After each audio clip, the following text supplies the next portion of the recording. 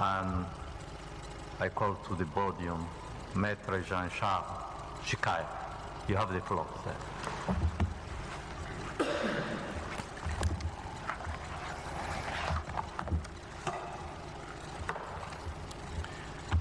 Monsieur le Président, Mesdames et Messieurs les juges, c'est un grand honneur pour moi de prendre à nouveau la parole devant vous au nom de la République de Guinée équatoriale pour préciser à la Cour la réalité des procédures pénales en France. Hier, l'agent de la République française et Monsieur le professeur Alain Pelé ont soutenu devant vous que les délais d'un procès devant le tribunal correctionnel en France ainsi que les voies de recours ouvertes aux prévenus sont telles que les conditions de l'urgence et du risque de préjudice irréparable aux droits plausibles de la Guinée équatoriale n'étaient pas réunis dans cette affaire. Ainsi, l'agent de la République française a affirmé, je cite, « Lors de l'audience du 24 octobre, les juges devront constater l'irrégularité de l'ordonnance de renvoi. Ils devront renvoyer le dossier au ministère public, lequel devra saisir à son tour les magistrats instructeurs en vue d'adopter une nouvelle ordonnance de renvoi devant le tribunal correctionnel qui sera, cette fois-ci, exempte de tout vice de procédure. Et ce n'est qu'une seule fois. Cette nouvelle ordonnance prise que les premières audiences tendant à examiner cette nouvelle affaire pourront être fixées avec les conseils de M. Nguema Obiang Mangué. Selon toute probabilité, ces premières audiences, au fond, n'auront pas lieu avant l'année prochaine. Intervenant à la suite de l'agent de la République française, M. le professeur Alain Pelé, étonnamment séduit par la qualification de bien mal acquis utilisée par la presse, par opposition à l'intitulé « Immunité de procédure et procédure pénale » retenue par la Cour, a affirmé, je cite, « Mais la presse qui s'embarrasse de moins de scrupules terminologiques. La presse désigne cette affaire d'un nom moins poliment neutre, c'est celle de bien mal acquis.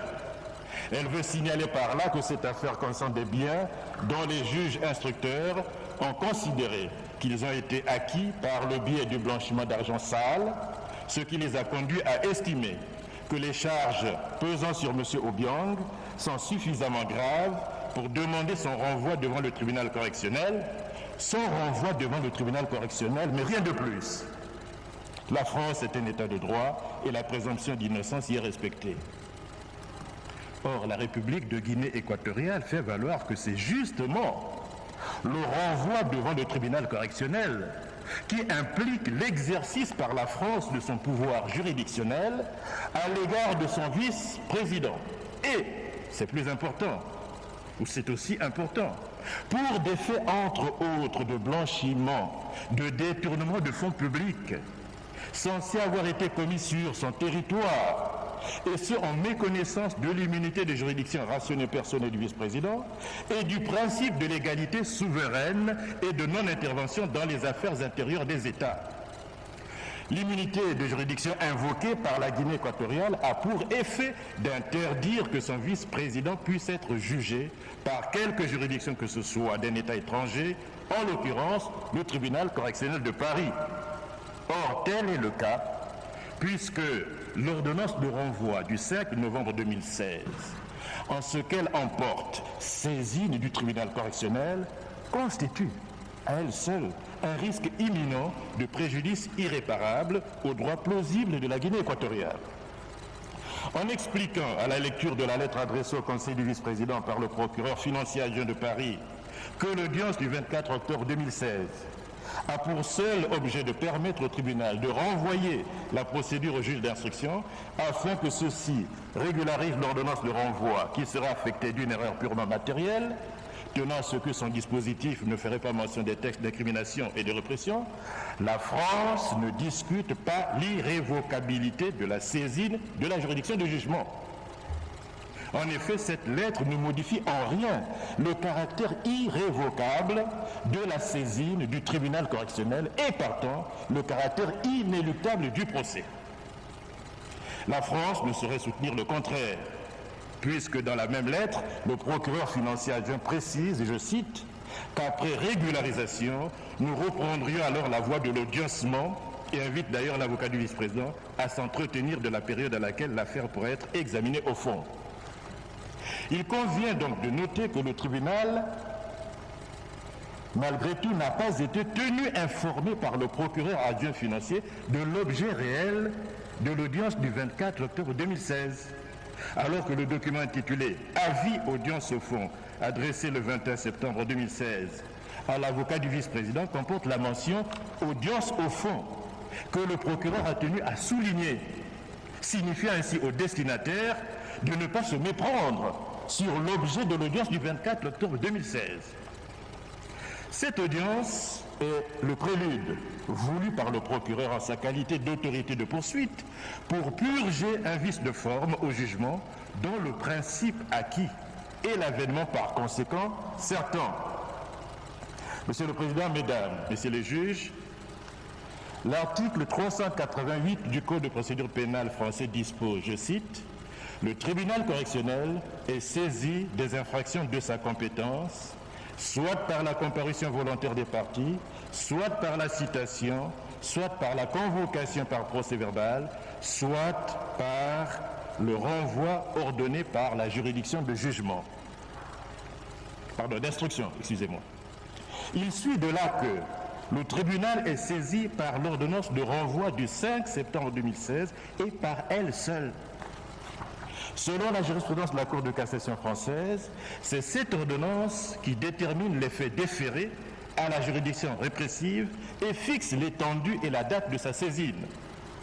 Certes, l'ordonnance de renvoi, selon la procédure pénale française, ne comporte pas de date d'audience, en sorte que des actes complémentaires sont nécessaires pour audiencer l'affaire devant la juridiction de jugement. Ils ressortissent au greffe et au parquet, mais celui-ci, c'est-à-dire le procureur, ne dispose d'aucune latitude et est cantonné à un rôle d'exécutant d'une tâche d'ordre administratif. Ainsi, l'article 180 du Code de procédure pénale dispose, je cite, « Dans le cas de renvoi, soit devant la juridiction de proximité, soit devant le tribunal de police, soit devant le tribunal correctionnel, le juge d'instruction transmet le dossier avec son ordonnance au procureur de la République. Celui-ci est tenu de l'envoyer sans retard au greffe du tribunal qui doit statuer. Si la juridiction correctionnelle est saisie, le procureur de la République doit faire donner assignation au prévenu pour l'une des prochaines audiences en observant les délais de citation prévus au présent code. Fin de citation. La saisine du tribunal est donc effective du seul effet de l'ordonnance de renvoi et la situation évoquée par le procureur à l'espèce d'un renvoi de la procédure au juge d'instruction pour régularisation est sans incidence. Le juge d'instruction n'aura en effet pas d'autre pouvoir que de régulariser et de renvoyer le dossier et l'ordonnance ainsi parfaite au procureur de la République dans les termes de l'article 180 précité. Cette irrévocabilité de la saisine de la juridiction de jugement est l'illustration d'un principe en procédure pénale française, c'est celui de l'indisponibilité du procès pénal. L'initiative de l'instance appartient au procureur de la République qui déclenche les poursuites. Dans notre affaire, le réquisitoire introductif qui a ouvert l'information, avec cette particularité de la co-titularité offerte à la victime, l'association Transparence Internationale France via la constitution de partie civile, mais une fois la poursuite déclenchée, elle échappe au procureur de la République et doit se poursuivre jusqu'à une décision d'une juridiction du siège, instruction ou de jugement. Dès lors, en vertu de l'ordonnance de renvoi du 5 septembre 2016, les juges d'instruction sont dessaisis du dossier et le tribunal correctionnel est irrévocablement saisi pour juger le vice-président. Monsieur le Président, Mesdames et Messieurs les juges, je dois porter à votre connaissance que même si la France le voulait, elle ne pourrait nullement empêcher la tenue du procès contre le vice-président, car ne disposant pour cela d'aucun moyen légal. En effet, il a été rappelé dans la requête introductive d'instance que pour refuser l'offre de la Guinée équatoriale de régler le différend par la conciliation ou l'arbitrage, la France a expliqué qu'elle n'était pas en mesure d'accepter cette offre au motif que, je cite, « Les faits mentionnés ont fait l'objet en France de décisions de justice et font encore l'objet de procédures judiciaires en cours. » Au cours de son intervention, l'agent de la France a réaffirmé cette position en ces termes, je cite, « Il est vrai qu'en raison du principe d'indépendance de la justice, inscrit à l'article 64 de la Constitution française, le gouvernement français ne saurait donner des directives aux juges français dans l'exécution de leur mission. Il s'agit de la traduction du principe de la séparation des pouvoirs commun aux États de droit. » Fin de citation. L'interdiction de l'immixtion du gouvernement français dans les affaires judiciaires en cours est un principe fondamental, au point qu'elle a été reprise par l'article 30 du Code de procédure pénale français qui énonce, je cite, « Le ministre de la Justice conduit la politique pénale déterminée par le gouvernement. Il veille à la cohérence de son application sur le territoire de la République. À cette fin, il adresse aux magistrats du ministère public des instructions générales. Il ne peut leur adresser aucune instruction dans les affaires individuelles. » Monsieur le Président, la Cour sait désormais que les poursuites pénales engagées en France contre le vice-président de la République de Guinée équatoriale ont été non à l'initiative du procureur de la République qui s'y est toujours opposé, mais à la suite des plaintes des associations françaises. À la suite de l'ordonnance de renvoi contre le vice-président de la Guinée équatoriale, l'avocat des associations qui ont introduit ces plaintes s'est félicité dans un journal, le journal Le Monde d'Afrique, de ce que, je cite, « La France va accueillir le premier procès sur les biens mal acquis ». Fin de citation. Cette déclaration prouve que, même dans l'hypothèse hautement improbable d'une inertie du procureur de la République dans le processus d'audiencement, l'association partie civile dans l'affaire pourrait valablement faire citer devant le tribunal correctionnel le vice-président de la République de Guinée équatoriale, comme elle en a concurremment le droit avec le procureur de la République en vertu de l'article 551 du Code de procédure pénale. Enfin, il est à noter qu'à l'issue de l'interrogatoire de première comparution du vice-président, tenu par visioconférence le 18 mars 2014, et en exécution d'une demande d'entraide judiciaire internationale du 14 novembre 2013, adressée par les autorités françaises à la République de Guinée équatoriale, le 13 février 2014, sur la base de la Convention des Nations Unies contre la criminalité transnationale de New York du 15 novembre 2000, dite de Palerme, le vice-président a été mis en examen. Contrairement à ce qui a été soutenu par l'agent de la France, ce ne sont pas les magistrats de la Cour suprême de Malabo qui l'ont mis en examen, mais les juges d'instruction français, les magistrats équato-guinéens s'étant limités à confirmer la dite mise en examen. La mise en examen du vice-président, qui par définition est un acte de poursuite, lui a été notifiée pour, entre autres, des faits de blanchiment, de détournement de fonds publics, d'abus de biens sociaux. Et les juges d'instruction ont visé parmi les textes d'incrimination l'article 445-1-3 du Code pénal français sur le délit de corruption qui prévoit comme peine complémentaire obligatoire la confiscation de la chose qui a servi ou était destinée à commettre l'infraction ou de la chose qui en est le produit.